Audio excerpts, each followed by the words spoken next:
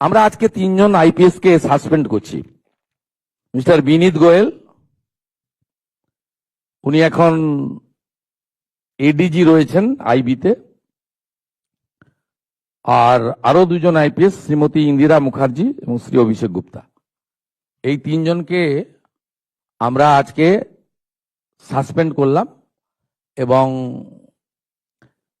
HS এর গাইডেন্সে, CS এর গাইডেন্সে HS as per the rules যা আছে ক্যাডার রুল, সেটা মেনে ডিপার্টমেন্টাল ইনকোয়ারি এবং প্রসিডিংস স্টার্ট করবেন এবং within stipulated time to time সেই রিপোর্ট আসবে।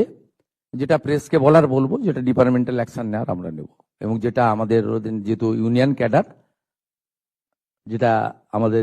ক্যাডার, ওনার যে কন্ট্রোলিং অথরিটি, সেখানে জানানোটা আমরা জানাবো। এটা তার প্রসিডিওর বলা আছে ক্যাডার রুলে। কিন্তু ইনিশিয়ালি আমরাই 3 জনকে সাসপেন্ড করলাম due to mishandling and offering bribe to the victim family and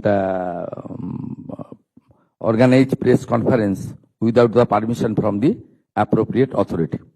Mr. Binit Goel, Srimati Indira Mukherjee, Sri Abhishek Gupta. Thank you. Now,